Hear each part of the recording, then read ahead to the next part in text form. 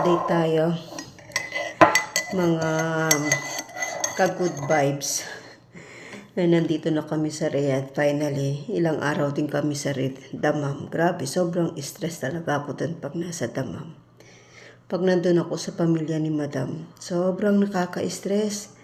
Grabe, pati mga katulong may stress ka. Hindi ka may stress sa trabaho. Doon sa mga katulong na kasama mo, may stress ka. Kasi pag nandun ako, kulang na lang lahat ng trabaho, iasa na lang nila sa akin lahat. Tapos gusto nila parang ano ba, yung aanderin ka, yung isa doon, bossy, ang dating eh. Nag-away nga kami bago ako umalis eh, pinatulan ko.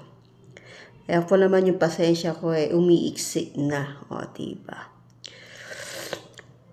Nagbatuhan kami ng ano eh. Nagbatuhan kami ng plato doon sa ano eh. Sa Dammam eh. Kala niya di ko siya lalabanan. Kasi ganito yun. Yung tatlong itim doon, magkakalahi yun. Pare-pareho ng ugali. Pagkagising, nagawa ng kanilang mga almusal doon sa kusina. Wala namang problema doon. Yung isa nagagawa ng tinapay niya. Yung isa nagawa ng itlog, yung isa nagawa ng talbina niya. Yung isa nagawa ng kubos. Ang dami nila lang ginawang breakfast. Ewan ko kung saan nilalagay nila yung pagkain. Talang ako warm water lang. Sabagay wala naman akong problema doon. Gusto nilang lumaki eh.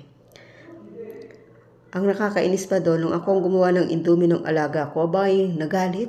Kaya siningit ko yung isang kalderong malit kasi yung alaga ko gustong kumain. Tapos naglagay ako ng 2 mangkok na sa ano. Abay, sabi ba naman, kaya ba naman kalat ito? Ang dami-daming kalat. Hey, excuse me. Kaya ang makalat, 2 mangkok lang yan. Sabi ko, ngayon hindi nyo ba nakikita yung kalat nyo? Ang dami-dami. Parang sa inyo yung kusina ah. Nag-away talaga kami, nagbatuhan talaga kami.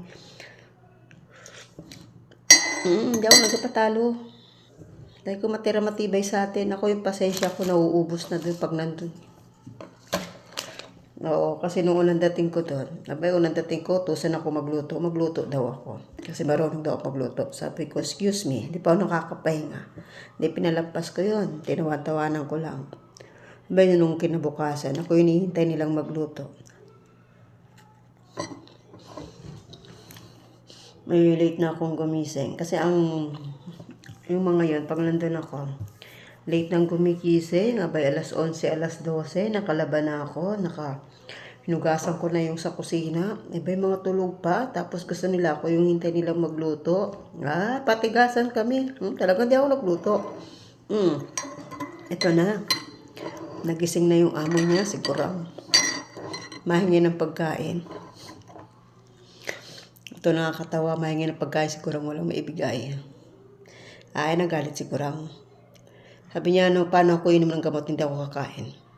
At tinawag yung dalawa, yung baguha, yung isang medyo bossy, saka yung Rosie, katulong talaga doon. Sabi niya, bakit hindi kayo nagluto? Sabi naman, hindi nagluto si Leia. Sabi naman, hindi naman katulong dito si Leia. Bisita yan dito, tutusin. Magkumilos o hindi yan, wala tayong pakialam. May sariling amo yan. Ginano yung karap yung amo ko. Sabi niya, you and Shakira. Shakalahinan at Leia. Doon, napahiya sila. Pinagluto talaga sila ni Ura mismo. Magluto kayo ng pagkain. Buti kayo, mga busog. Kami dito, hindi pa kami nakain na galit ni Gurang. Nakasimangot sila sa akin. Hindi sila kumikibo.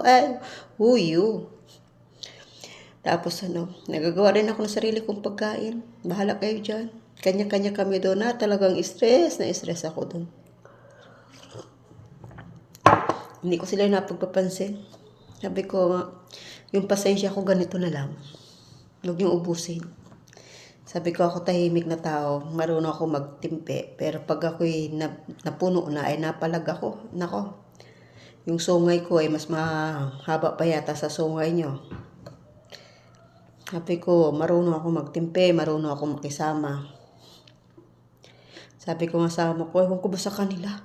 Bakit ganun yung mga pinagkuha nilang katulong? Ayaw nilang kumuha ng matinong katulong, Pinay or ano. Tapos ito pa. Sabi nung bagong panganak doon kasi yung Shakira, katulong ni Payatot kung tawagin namin. Turuan ko din katulong niya. Ay, sabi ko, yung katulong mo, masakit sa ulo. Bossy ang dating sa akin. Sabi ko, hindi kami magkakasundo niya. Sabi ko, pag pumunta ka dito sa Riyadh, huwag mo dadalhin yan, iwanan mo dito yan ha. Mag-aaway talaga kami niyan. Sabi niya, why? Sabi ko, masama ugali. Hindi na umimik. Ako ba naman, pag may gusto ako sabihin, sinasabi ko talaga. Hindi ako sinasabi ko talaga.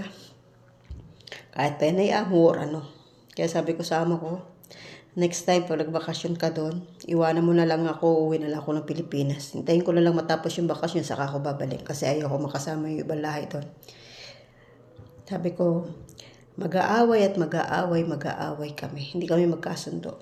Mahirap kasama. Meron namang ibang lahi na ayos naman magtrabaho, ayos naman makisama. Pero yung mga yun, bossy masyado, yung aanderin ka. Pag pinakita mo po naman kayang-kaya ka, kakayanin ka. Ay, nako na lang. Buti na lang bumalik na kami dito. Ito pang masaklap, bumalik kami dito. Sabi nung amo ko, 2 days lang daw kami sa Damam. Inabot kami ng 1 linggo doon, pambihira. Wala akong dalang damit na panglakad o 2 piraso lang damit ko yata dala. 2 pamalit. Nag-aeroplano kami. Alam mo, nagpunta kami ng airport, naka-uniform ako. Siraulo talaga tong amo ko na to. Baliw.